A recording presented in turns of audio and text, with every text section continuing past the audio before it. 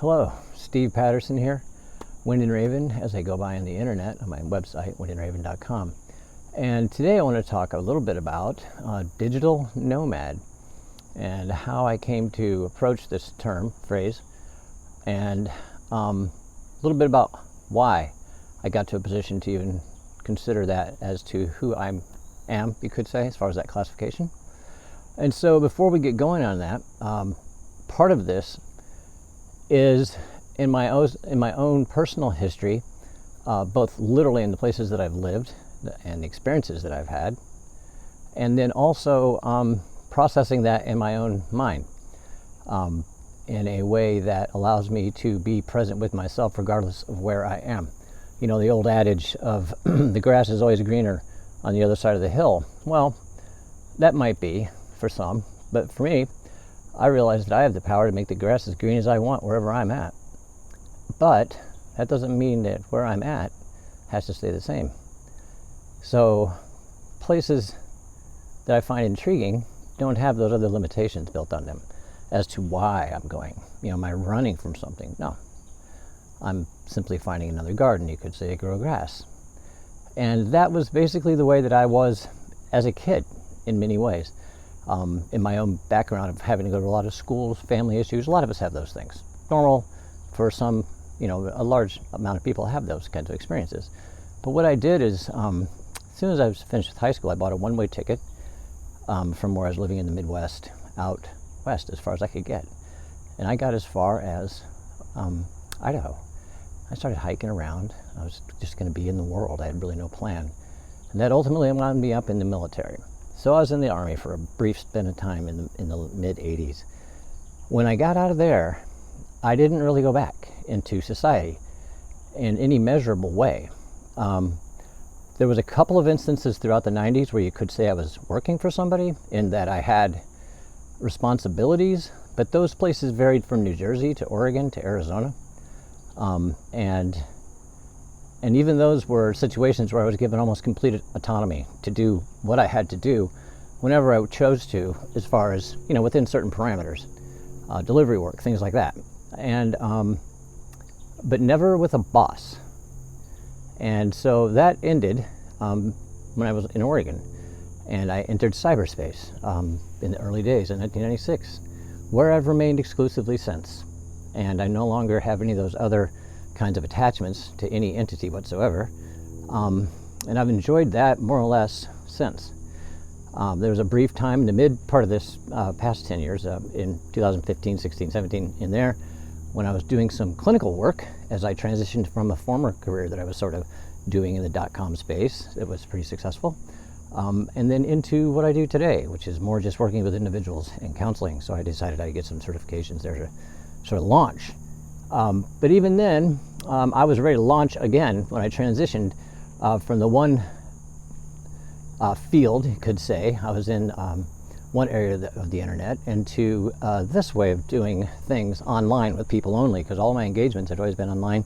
Anyway, I never had an office. I've worked at home. I've not been late for work. I haven't called ahead for permission to take a day off. I've had none of those experiences in an awful long time, well over 20 years, close to 25 years. And so with that in mind, I would have probably jumped again, because I've lived, like I said, all over the country, to the point where I don't even really refer to them as states. I sort of have them as regions now, where I sort of feel a collect total of the people there based on sort of the conditions in which they live and the way that they choose to view the world in that region, having lived there for at least 2 years in most of them. So it was about time for me to go, but I was in the middle of a health crisis. I had to get through cancer in my liver and transplant, which I did. Another challenge. A lot of people have that too. But that ended for me about 19 months ago. So 19 months ago to today was a large recovery sort of phase for me. But in that time, I solidified my online presence in this kind of work. And still no office. I'm sitting on my back porch. This is the way it's been for me since the mid-90s when I began on the internet. Digital only. Everything on the web. No office. No place to go. Things to go cover at times. Media. I was in the media for a while. Things like that, but it was freelance. You know, it was things like that. It was loose contract agreements, things along those lines. But now past that, now I'm in the, I've been planning for about the past 12 years to move out of the United States. I'd lived here, I experienced it all. I'm not fleeing it, but I want to go elsewhere. And so that would have been what I would have done probably in that transition, but I didn't. But now I am. I'm planning on, beginning of next year, at least testing the water in Denmark and going to Copenhagen and seeing if I can keep my existing clientele, which I have. I already operate on a digital-only platform with all of my income, all of my outgo, all of my sessions are done either like this or talking on the telephone. So I never have to be anywhere. I could be anywhere. A true digital nomad in that way. And now I self-styled myself years ago an expat living in my own country because I didn't really identify with any region. And now, as I look into becoming an expat in a more real way,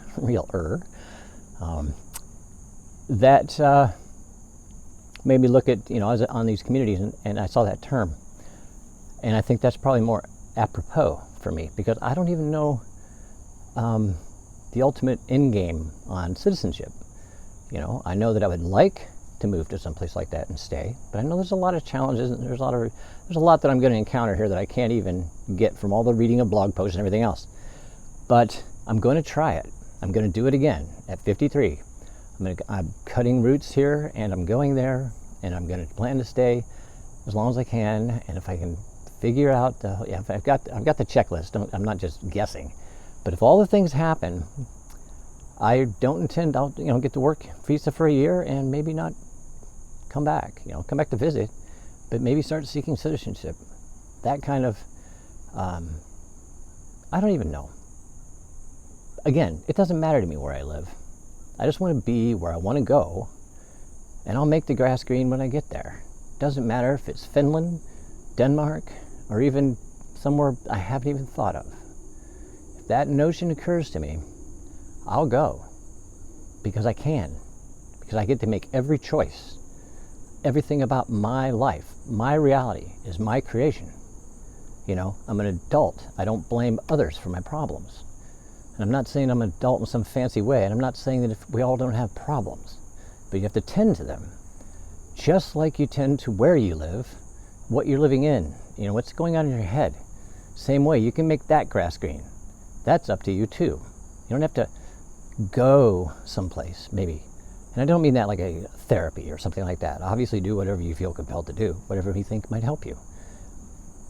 But all that you need is in you, regardless of where you are in the world or where you are in the conditions in your life. And so, in a way, you can, even if you're not even considering moving or anything like that, think about that sort of expat mindset, or even the digital one that doesn't really attach to a country. It's just, you exist on a global field of people who see themselves as more or less residents of the planet. I'm not trying to sound mystical here, but how else do you phrase it? People that don't choose to maybe look at some of the day-to-day narrative. Doesn't mean they're clueless, but it doesn't mean they're jam-packed full of all kinds of facts and opinions either. So, something to think about perhaps as you're contemplating your changes coming out of Corona. We're in early August now, mid-August. Things are going to start changing in the United States. Heck, maybe I'll actually get to fly to Denmark. Maybe the United States will get off the no-fly list to Europe. It's funny that that ends up becoming potentially the last stumbling block. The plane ticket itself. Everything else is in order. But, hey, if that happens, this grass is plenty green. Look around me. So, I'll be here. I'll be present with it. And I'll go when the time is right. So, happy trails, everybody. Good luck out there.